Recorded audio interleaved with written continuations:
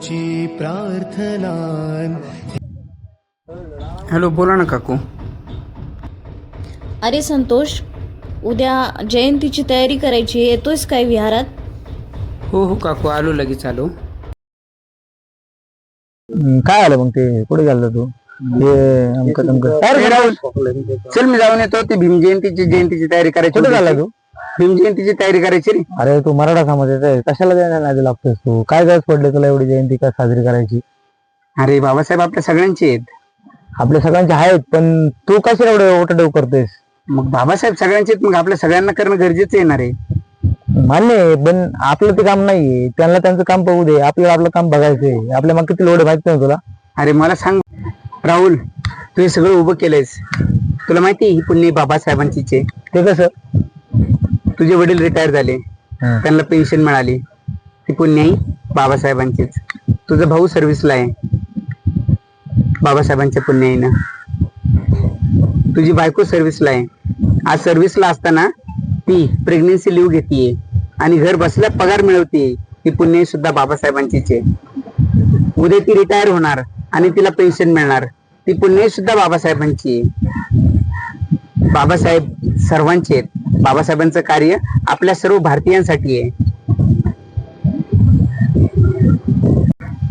Sorry Santosh, तू बोललास, माझं डोळे उघडलेत. आणि बाबासाहेब खरं तर आपले सर्वांचे आहेत. आपण सर्व मिळून आज जयंतीची सर्व समाजाला एकत्र घेऊन जयंतीची तयारी करू. हे चला, हे सगळं काम राहते सगळं बाजूला, आपल्याला जयंतीची तयारी करायची आहे. चला.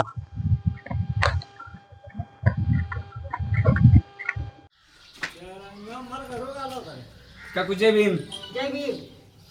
कोण मला फोन केला होता?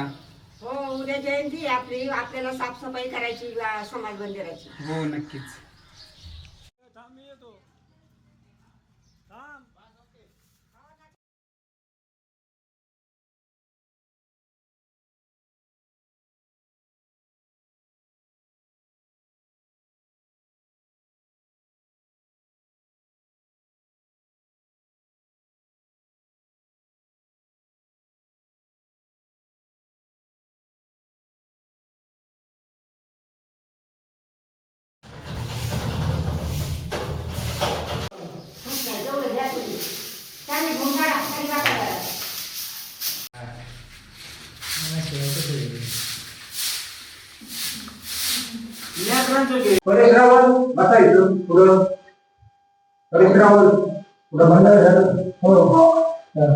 उद्या जयंतीच्या कार्यक्रमाला सर्वांनी हजर राहावे.